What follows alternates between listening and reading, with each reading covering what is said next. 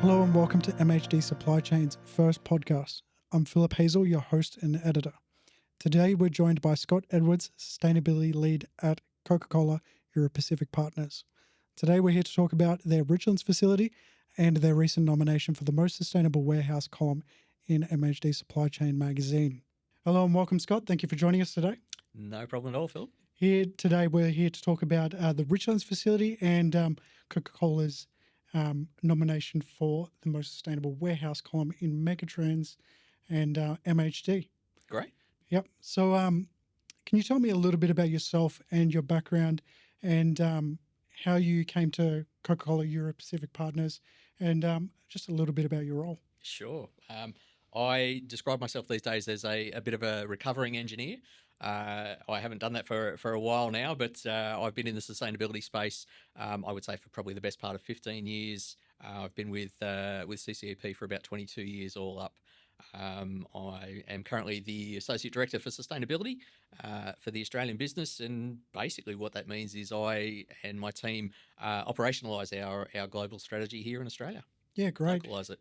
Yeah, and can you tell me a little bit about Coca-Cola's global sustainability strategy and where it fits in Australia and I guess where it is now? Sure, yeah. So our overall strategy focuses on a couple of key areas, like a lot of businesses in our space. So we have commitments around climate, we have commitments around our packaging, around water, and around communities that we operate in as well. So we've just released our annual report on Friday. And the Australian business obviously contributes fairly significantly to that, and we're in pretty good shape, I would say, in terms of where we're impacting those global numbers. So we're about 32% down on our carbon footprint off a 2019 baseline year across scopes 1, 2, and 3. Our water and water replenishment activities are moving along fairly well as well. We've got some targets around 100% replenishment of the water we consume by 2030. We're doing pretty well in that space. And on the packaging side of things, equally so. So we follow a program of, we used to call it lightweighting, we call it right weighting now, to ensure that, the packaging meets all its quality and food safety specs, but then, is enabled to be better transported and so forth in there as well. Recycled content's a pretty big part of that, and we kicked up a lot of our numbers in the last 12 months as well, especially around aluminium and glass. We've got some pretty high proportions in terms of PET as well. And the final lever we kind of pull in that packaging space is really around that collection, so the circular material side of things, so getting those bottles and cans back to turn them back into bottles and cans again. Yeah, awesome. And it's great to hear that it's going so well for you guys. And net zero is obviously a big part of that as well. And I believe you guys have a 2030 goal. Is that right? We do. We have a 2030 goal and we have a 2040 goal. So the 2040 goal is net zero emissions, again, across scopes 1, 2, and 3. The 2030 goal is a group-wide 30% reduction, and that's aligned with the Science Based Targets Initiative. Yeah, and obviously all of these goals around sustainability probably, dictate what you guys do in terms of supply chain logistics and your distribution centers and warehouses. How are those philosophies guiding design and that sort of thing? Yeah, so the way we sort of measure our footprint is in sort of six key areas, and our manufacturing and logistics footprint is a part of that for certain.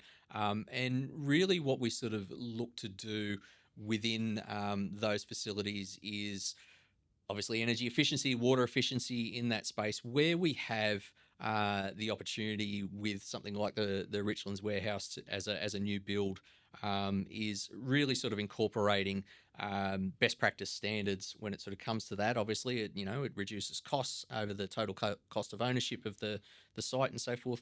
But in addition to that, we're sort of looking at it from the same way we looked at how we've done renewable energy procurement.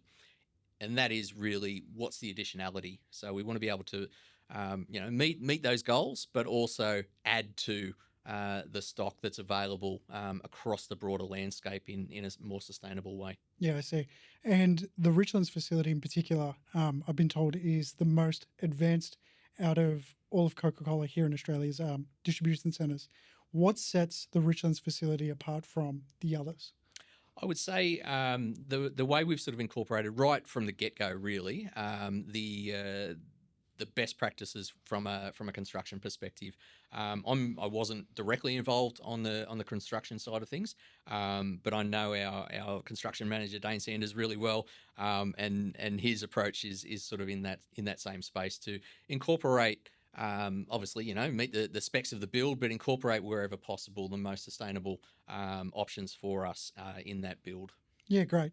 Could you tell me a little bit about the Richlands facility and I suppose where it fits in Coca-Cola's supply chain? What kind of operations does it run by every day? And what is the output of the facility itself? Yeah, so the Richland site, as it sort of stands now, with this new build on site, was really sort of consolidating a number of separate sites into the one. We've been at that site from, I hope I get this right, 1994, I think, the Richlands facility itself actually opened. And in that time, we've brought external stock warehouses on site. We've now brought this equipment service facility onto site as well. So it's really sort of consolidating our business into that hub in southeast Queensland. So overall, it's our largest manufacturing facility in Australia. It produces a huge number of cases of product. Apologies, I didn't do my research and give you an exact figure for what that actually is, but it basically supplies all of Queensland, parts of northern New South Wales, with pretty much the full gamut of our portfolio. So all of our soft drink portfolio. So all of the brands from Coca-Cola through the Coke Zero side of things as well. All of the flavors, Fanta, Sprite, etc. Our water brands, including Mount Franklin and Pump. Monster Energy is produced on the site there as well. Our new portfolio with the Bacardi Martini franchise, so the premixes for those are produced on that site as well. Our glass product comes out of the Richlands facility. Some of our juices, our sports drinks, so pretty much you name it in our portfolio, that site makes it. It's quite an array. It is. It is. And when you guys are distributing, do you work with external 3PLs or is it something that's done in-house? For the most part, yeah, it is external 3PLs, especially for our major retail customers in that space. And all of those deliveries come out of the site there at Richlands as well. So there is a purpose-built facility as a high bay warehouse that does those deliveries. But then we also have route delivery. So for smaller customers who might not be ordering pallets at a time, but several cases at a time of particular products. So all of those are also picked and transported from the site there as well for the southeast of Queensland. So some of those are Coke-owned fleet operations. Some of those are third party as well. I see. Yeah. And what third party logistics providers do you guys work with?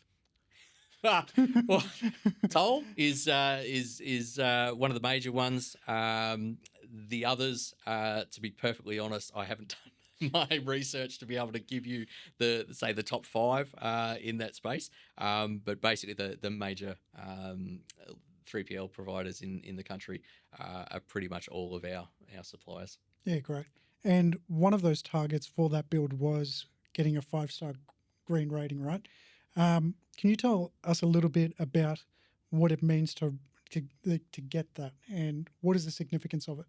Yeah, so in terms of the actual rating itself, obviously that incorporates things like lower operational energy use, and obviously the reduced emissions and so forth that come with that. Similarly, on the water side of things and waste management side of things, but it also sort of incorporates then healthier and higher quality indoor environments in that space. So kind of why was it important?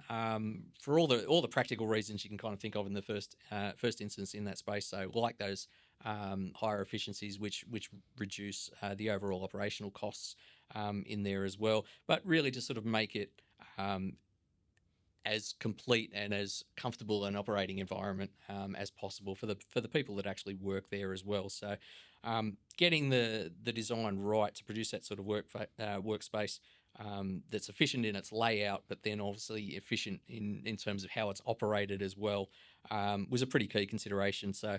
I'm not a native Queenslander, but I've been there quite a few times in summer, and it can get fairly hot and humid for fairly extended periods of time. So, getting that design right to make sure that those that are on the shop floor in particular have a more comfortable environment to work in was a pretty key consideration. Yeah, great. So when you guys were aiming to get that 5-star green rating, was that a philosophy that was embedded at the beginning of the construction? Yeah, it was. So in terms of the neighbours rating for industrial buildings, I think it was only relatively soon before we actually started construction that the neighbours rating was extended to commercial and industrial buildings. So it was it was always our intent to build obviously the most sustainable building that we possibly could in that space. The neighbours rating itself became part of that as we moved through the process. Yep. And I don't think we've touched on the LED lighting, right? So could you tell me a little bit about that and why it's significant for this particular build? Yeah, so lighting across all of our facilities would typically make up about, depends on if it's a manufacturing site or not, between 10 and probably 30% of the total site's energy usage. So from that perspective, it's fairly significant. Basically, the longevity of the lights is a key consideration in that space as well. So it's a warehouse. The roof is a fairly high way up. So in terms of being able to do maintenance on those, you want to do as minimal as you possibly can. So from that perspective as well, the lighting itself was a key consideration. We've got some facilities for bringing natural light into the system and into the site as well. So that's part of the overall building management system that the site's actually got there as well. And we're sort of looking at how do we optimize the way we use the lights versus the natural light and the benefits and so forth on trading off wherever possible in that space there as well. Yeah. And I assume lighting can be sometimes an oversight. And I think it might be unassuming how much energy it actually takes up, right? It can be, yeah. So quite a while ago now, we started looking at the individual energy components of our sites and what the energy consumption was. I won't say that there are any particular surprises as to which particular unit operations use the most energy, but it was a good insight to give us what proportions they actually made up of the overall site's usage. So that's kind of where we got that number for 10 to 30% for lighting. So it's about 10% for a manufacturing site. It's about 30% for a warehouse site, and then you've got things like HVAC that kind of come in there in a fairly significant way, and a site like the Richlands one. Yeah, great. And can you speak a little bit to the suppliers when it comes to the solar panels and the lighting systems as well?